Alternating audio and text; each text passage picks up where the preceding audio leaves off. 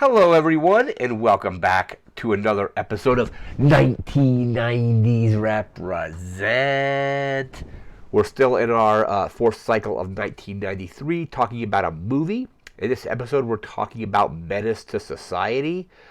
This might be the first somewhat serious movie we've covered in this series. I'll have to go through and check. Let me actually just do a quick look through my notes and see what we've covered so far from, let's see, these are all a little bit older. Yeah, so just going back from Dusk Till Dawn, we did Godzilla, we did, what else was this? Point Break. A lot of these are kind of, they're obviously 90s classics, but they're more action focused. Romeo and Michelle's High School Reunion, we covered, let's see, Last Action Hero is the last movie we did for 1993. We covered Halloween H2O recently.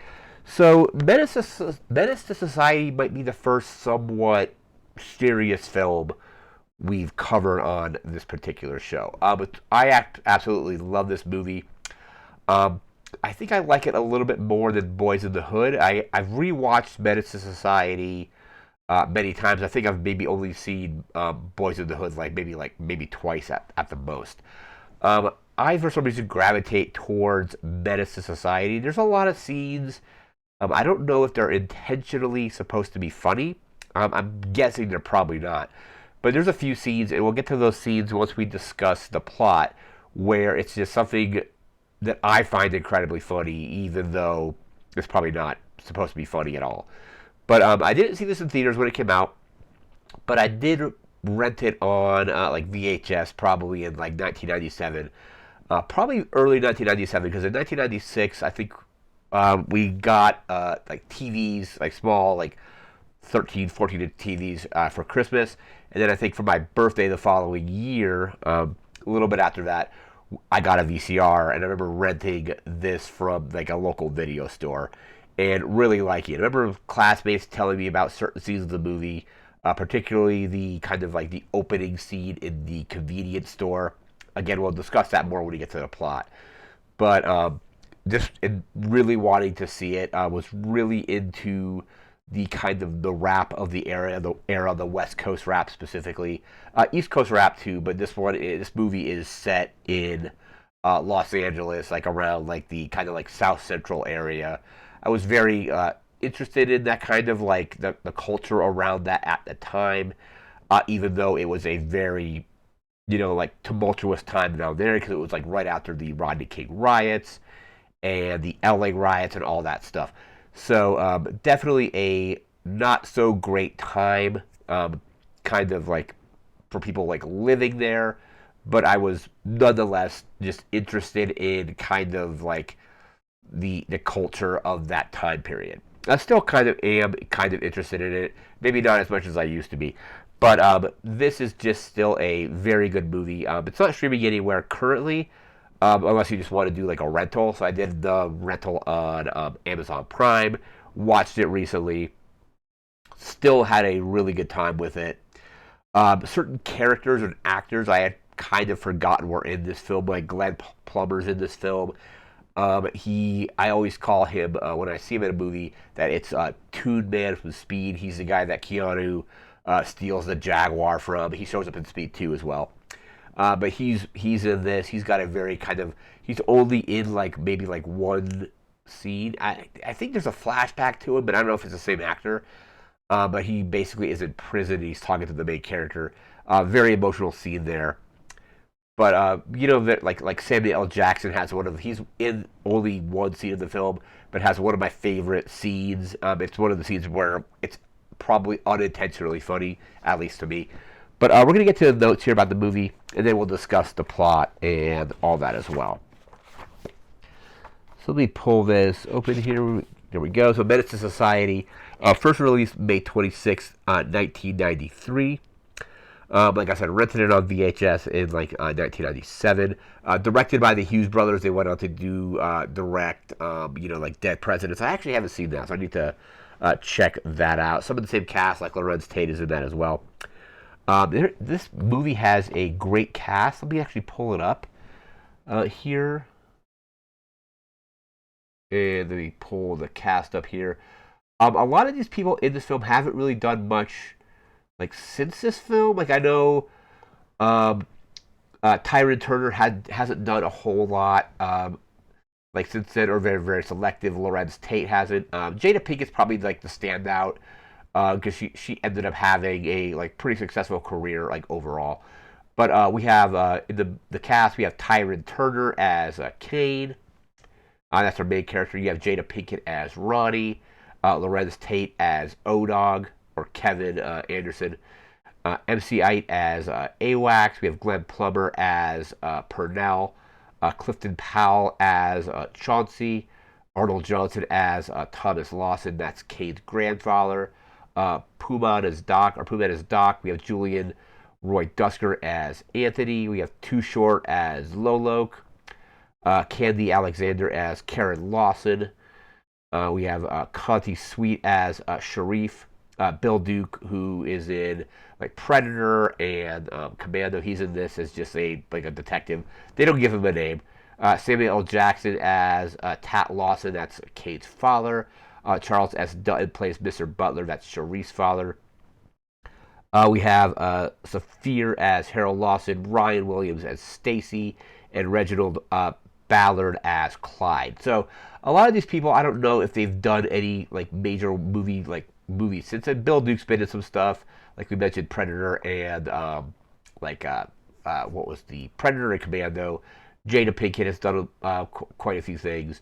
One interesting thing with Tyrone Turner is I didn't realize this until I was doing my research for this. He plays, forget what the character's name, but he's one of the kind of characters in Belly.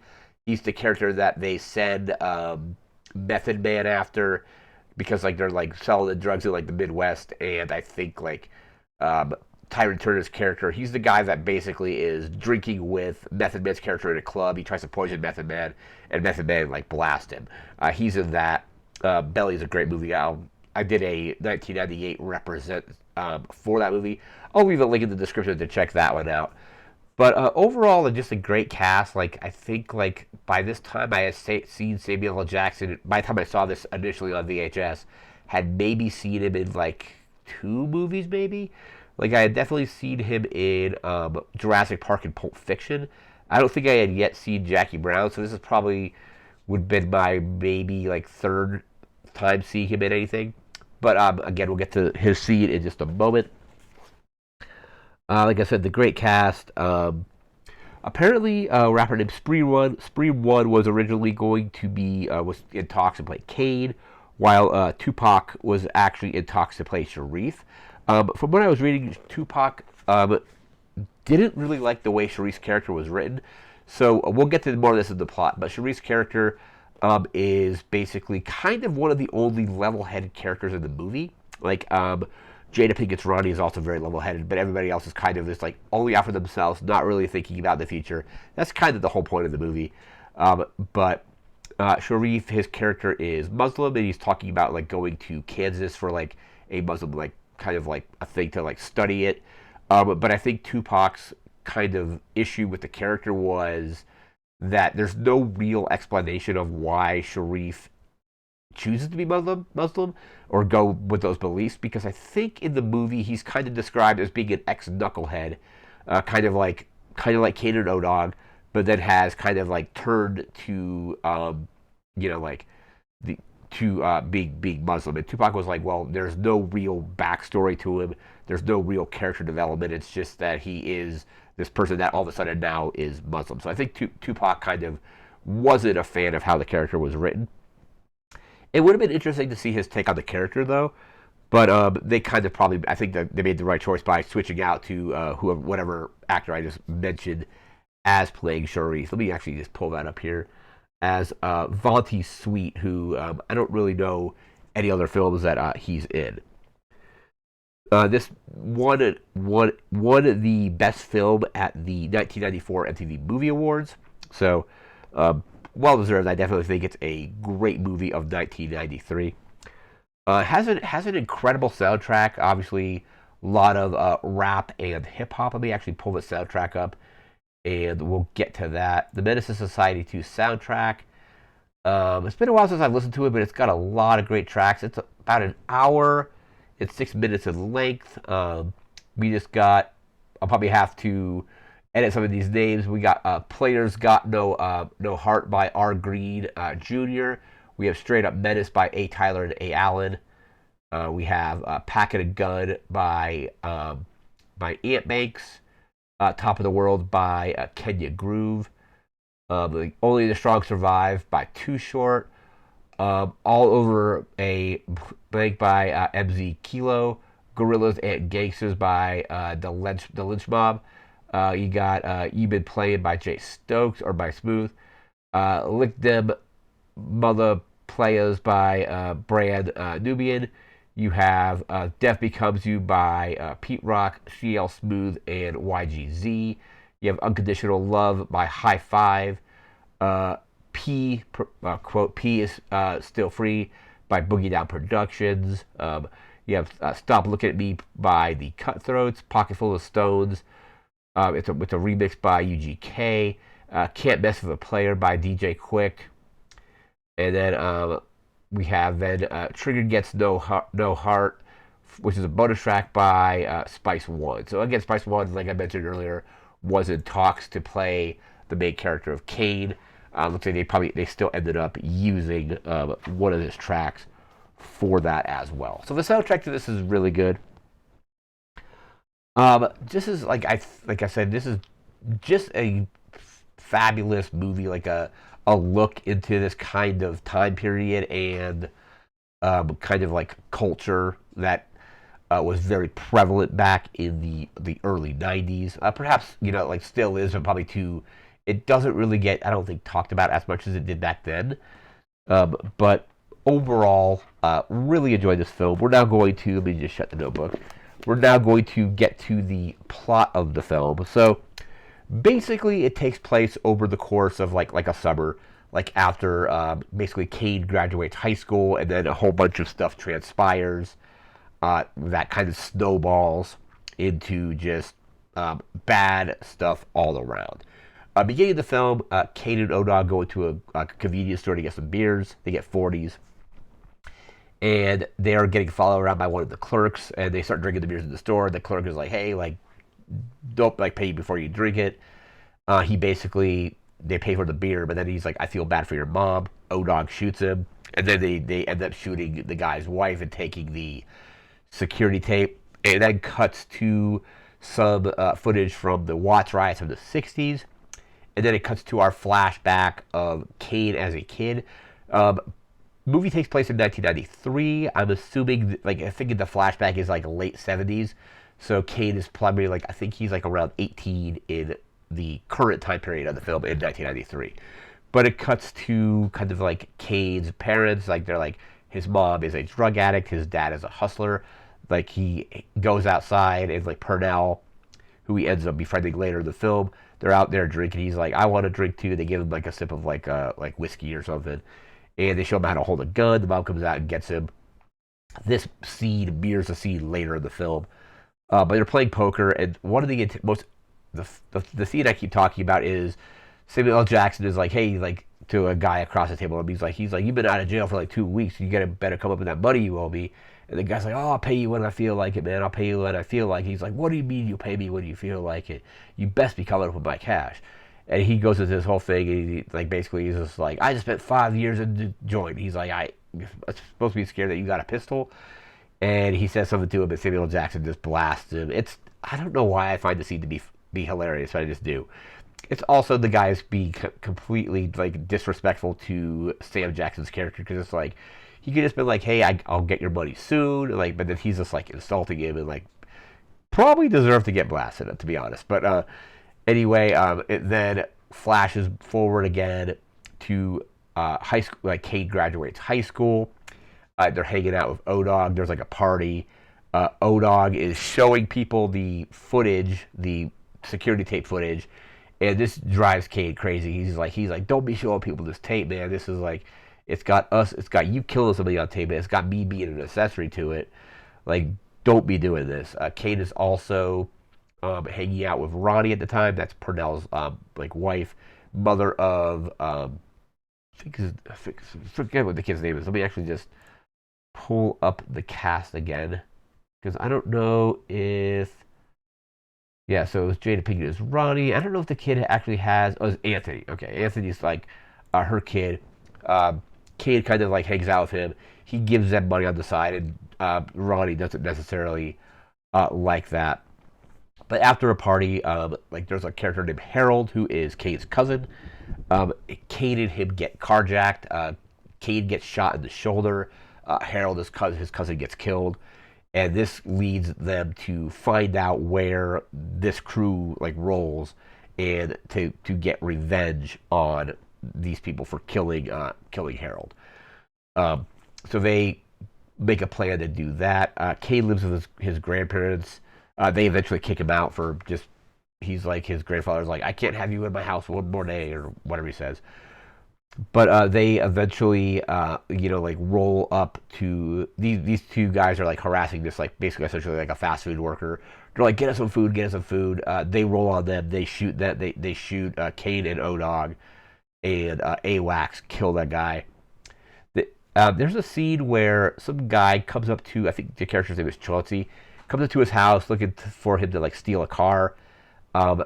Nothing ever really came from that in the movie. I think the car that Kane and O-Dog steal later in the film, or like shortly after this, is supposed to be in relation to that because they both get arrested for that. They let O-Dog off of a warning because apparently he's still a minor, but Kane ends up getting grilled by Bill Duke's character, which nothing really ever comes from that. But Bill Duke is like he basically he's like, you messed up, right? You messed up. He's obviously not saying messed up, but he's like, you messed up by doing this, and this. Um, at this point, there's like Sharif is kind of trying to convince people to do the whole Islam thing with him and the Muslim thing.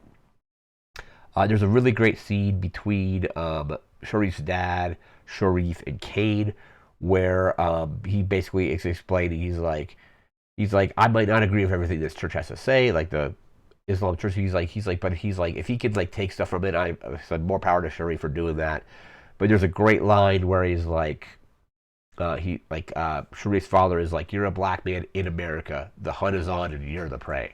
I thought that was like really prevalent for obviously like more current events as well, but as well as timely with when this film was set. The movie basically is just like a kind of like a slice of life for these characters, but it just has them going from one situation into another situation into another situation, where it just gets worse and worse and worse for these characters. Like another scene where like Kane starts like selling crack at one point, or making it at least, and you see him like cooking it up and like cutting it and like selling it, and he's got like a new car, so he's got some money. He decides to carjack a guy for his rims. Another one of the scenes where it's unintentionally funny, I think, because he rolls into the guy's car. The guy pulls up to like a fast food restaurant to order stuff, and Kane gets in there, pulls a gun on him, and the guy driving, it's like, what do you want, man? He's like, you know what I want? He's like, I want your Dayton's, which are his rims, and he's like, and I want your stereo, and I'll take a double cheeseburger. And the guy's like, what?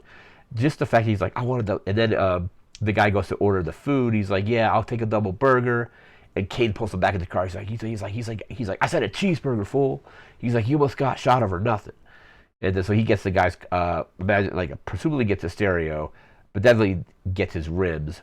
There's a barbecue where all the main characters are kind of hanging out, and Kane starts talking to a lady that eventually it's implied that he gets her pregnant, even though he said, well, I was like strapped up. He's like, I don't know. But that's kind of essentially what leads to Kane's downfall overall. Like there's a scene where Kane and Anthony are playing like a video game boxing, and Kane pulls a gun out of his belt and puts it up on a dresser. And Anthony's like, I want to hold it. Ronnie comes in and they got a gun. He's like, it ain't loaded. And she's like, what the hell? Like he's like, if I ever see you holding a gun again, I'm gonna break your tail. And then like she's like, I don't want my son learning how to do drive-bys. Again, Ronnie's like one of the only kind of like level-headed characters in the film. She eventually takes a job in Atlanta and wants Kane to go with her. to Atlanta. Later in the film, I think like Kane and I don't know if it was Sharif, they get jumped by the police, and they don't get brought to jail. Like I said, Kane's already been arrested at one point for like stealing a car with Odog. But these police beat him. I think it's him and Sharif. They beat them up. They drive him to a bad part of town. They drop him off in where like the Latin American gangsters are hanging, the essays as they say, and like Kane was like, he's like, I think the cops thought that the essays would beat us up more, but they ended up taking us to the hospital. Kane's like in the hospital like at least like twice in this film, one for getting shot in the shoulder and one for just getting assaulted by the police. But that's where she's like, hey, you should come to Atlanta with me and get away from all this. And eventually, Kane does decide to go to Atlanta. This is kind of his grandparents eventually kick him out because this lady's cousin rolls the Kane. He's like, I don't like the way you're dogging my cousin, and like he calls him partner. He's like, I don't like you when you're talking to my cousin, partner. And they beat him and Odog beat this guy up, and this is when Kane's grandfather comes out and is like, he's like, I can't have this anymore. You can't like stay here anymore. You gotta move. You gotta leave tonight. He's like, I can't have you in my house one more day. So there's a bunch of time jumps in this film, so I'm not exactly sure like how long this stuff happens. But eventually, there's another party. Kane. This is the scene that mirrors the beginning of the movie. So Anthony comes onto the porch where all the characters are hanging out, and he's like, I want a beer. But his mom, Ronnie's like, you can't have a beer, but you can have some juice. So they go out to the porch, and it's very similar to the scene on the porch with Kane as a kid and Purnell, and they give him a drink and they let Kane hold the gun. They don't let Anthony do that, or at least Kane stops him from doing that. They go back inside, and Ronnie asks, she's like, hey, are you going to Atlanta with me? What's the deal? And Kane's like, yeah, I'll go with you. And, like, they, like, make love and all that. And then, I think it's, I don't know if it was AWACS or Chauncey, like, one of the other people is trying to basically, like, get with Ronnie as well, and Kane just beats the guy up. And this is, actually, like, beefing with this lady's cousin and attacking this other character really are the two, like, key points to Kane's downfall, like, or one of them actually leads to Odog's downfall as well. But basically, to get revenge on Kane, even though like, well, we'll get to that in a second.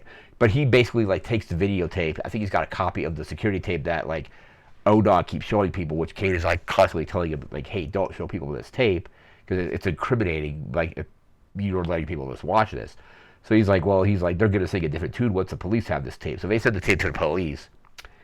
And Kane and Ronnie are getting ready to go to Atlanta with Anthony. They're getting their car packed up, and then this lady's cousin and his friends basically do a drive-by, and basically I think like Sharif gets killed, and so does Kane. So like Kane like gets shot trying to protect Anthony. And you don't see Kane's character necessarily die on screen, but you know he didn't make it because he's like, there's a scene earlier in the film where his grandfather is like, Kane, do you care if you live or die? He's like, I don't know. And his final words in the film are basically like, I don't know if his final words, but he's like, my grandfather asked me once if I cared if I live or died. He's like, yeah, I do, but now it's too late. And there's another line from Kane where it's like, he's like, I've done too much to go back, and I've done too much to go forward.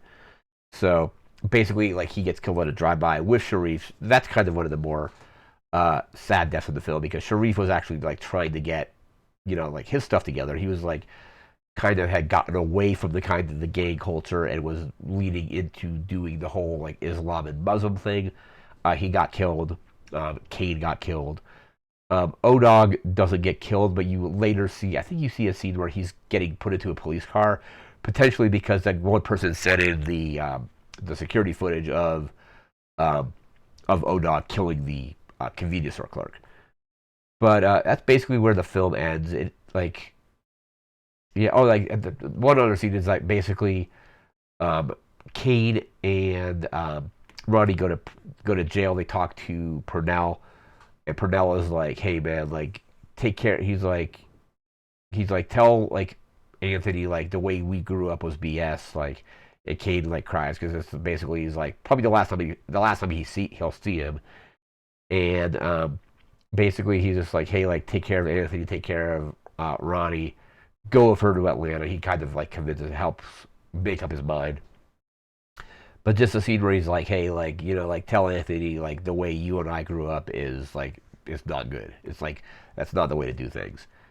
Um, and then eventually they're like they're getting ready to go, and then like him and Sharif get killed, and like Odog gets arrested. But yeah, so basically like a very overall like sad film overall. I still really enjoy it. I think it's well directed, well acted. The soundtrack's really good. There's a lot of iconic scenes in the movie.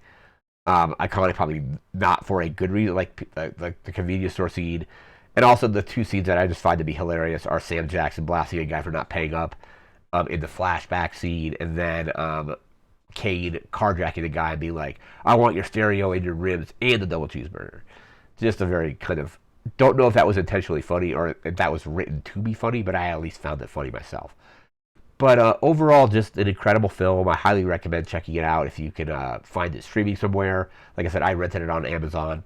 But really great film. One of the better films of 1993. That is going to do it for this episode. I'll be back again in a few days with a video game or a computer game. Not sure which yet, but we'll be doing one of those in just a few days.